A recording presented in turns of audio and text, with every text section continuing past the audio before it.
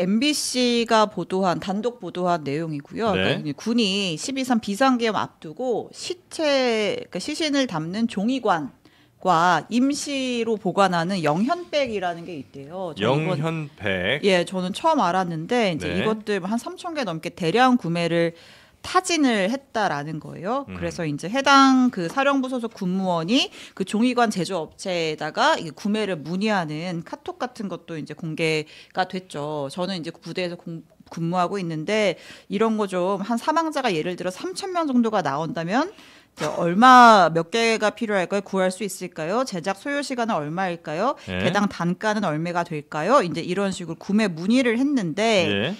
뭐 실제로는 이제 뭐 구매까지는 이루어지진 않은 것 같아요. 그러니까 구매 계획 이제 좀 물어본 다음에 구체화해서 제가 다시 문의드릴게요라고 하고 이제 실제로 이루어지지는 않았지만 보통 이제 군이 보유하고 있는 이 종이관과 영현백 숫자가 있을 거 아니에요. 네. 그거보다 훨씬 더 많은 최소한 3,000개 이상의 숫자를 보유하려고 했던 그런 정황이 포착이 됐다라는 얘기고요. 네. 그다음에 이제 이것들을 어디로 그러면 이제 가져가려고 했느냐라고 했을 때 오음리라는 곳이 있대요. 어디요? 이 오음리. 오음리? 네, 이 오음리가 어디냐면 그 노상원 우리 버거보살님 예. 수첩에 그때 이제 뭐 다체포해가지고 수집한 다음에 어디로 수거하고 막 수집소 이런 단어들이 들어가 있었잖아요. 강원도 화천 쪽에 있는 곳이시죠? 예, 근데 네. 그 수집소 중에 한 곳으로 언급된 곳이 오음리인데, 네.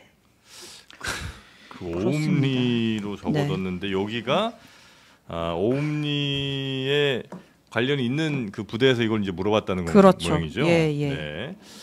참 이해할 수가 없는. 왜 이렇게 네. 갑자기 많이 구매를 했는지는 좀 국회 내에서 자세하게 좀 따져봐야 될 것 같은데 네.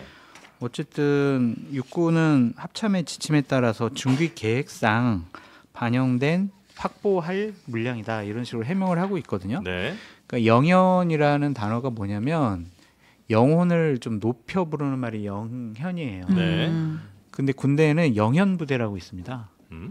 영현부대가 그래요? 실제로 존재해요. 그게 어떤 부대냐면 군 작전 중이나 군대 근무하다 사망하는 분들을 처리하는. 그러니까 그분들 예를 들면 시신 수습하고 막 이런 것들을 하는 게 영현부대라고 따로 있어요. 각 부대별로 뭐 사망 사고 등이 있을 수 있으니까. 네네네. 네. 그래서 영현백이라고 하는 것은 시체를 이제 이렇게 관처럼 놓는 임시로 이제 보관하는 거죠. 그런 건데 네.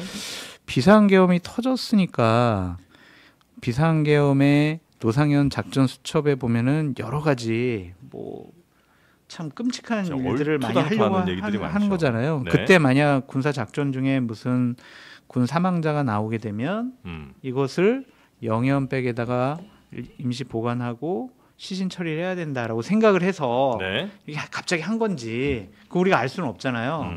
그래서 우리가 추측만 할 수 있을 뿐인데 이 부분은 좀 국회 내에서 자세하게 좀 자료 요구를 통해서 밝혀졌으면 좋겠습니다. 네. 종이관 같은 경우에는 문의만 하고 말았지만 영현백 같은 경우는 실제로 이제 3,000개 정도를 구매를 그러니까 했다라는 12월에 거예요. 갑자기 예. 이제 보유량이 확 늘어났다는 예, 건데 예.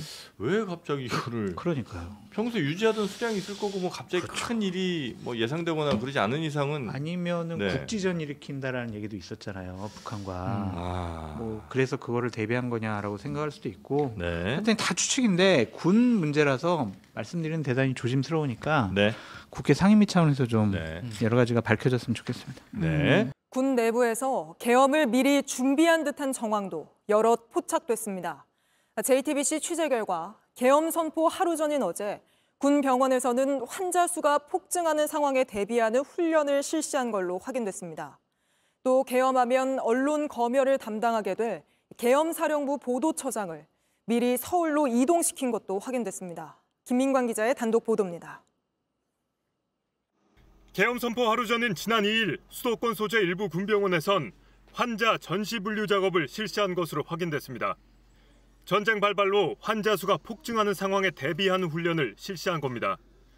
평시가 아닌 전시 기준에 따라 부상 정도와 생존 가능성 등을 평가하고 즉각 수술에 들어가야 하는 환자와 치료를 잠시 미룰 환자 등을 선별하는 작업을 실시했습니다. 익명을 요구한 군병원 관계자는 예상치 못한 시점에 전시 분류 작업을 실시하라고 전파가 내려와 의구심을 갖는 인원들이 많았다고 설명했습니다.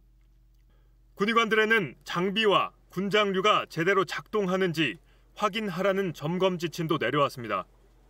전투 인원이 아닌 군의관들에게 이런 지시가 내려오는 건 이례적입니다. 이에 대해 국방부 관계자는 전시 분류 작업과 군장류 점검은 통상적으로 군에서 실시하는 훈련일 뿐 계엄과는 관계가 없다고 선을 그었습니다. 육군본부는 또 계엄이 선포되자 버스를 동원해 계룡대에서 계엄사령부 보도처장 등을 태워 서울로 이동시킨 것으로 확인됐습니다. 포고령에 따라 언론 검열을 담당하게 될 보도처장을 서울로 불러들인 겁니다. 계엄사령관으로 임명된 박안수 육군참모총장도 당일 오전부터 집무실이 있는 계룡대가 아닌 서울에 머물렀던 것으로 나타났습니다. JTBC 김민관입니다.